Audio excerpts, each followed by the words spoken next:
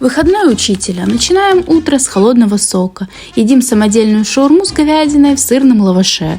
Так, погодка сегодня прохладная. Нужно подумать, что же надеть. Я мерзлячка та еще. Мажемся кремушком для питания и гладкости. Будем делать бровки. Мои уже слегка заколосились. Выходим на улицу и тут же встречаем ливень. Немножко мокнем.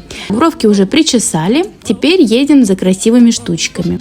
Просто посмотрите, какое разнообразие медалек. Мне кажется, что я попала в учительский рай. Вот такие красивые прикупила своим детишкам. Просто глаза разбегаются, сколько тут всего. Надо скорее уходить. Едем к родителям, вкусняшки для сестричек.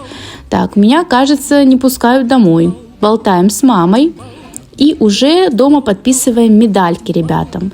Как я это люблю, посмотрите, ну просто красота. Так как ребятишек у нас много, подписываем мы довольно долго, 39 медалек. Ну а теперь можно отдыхать.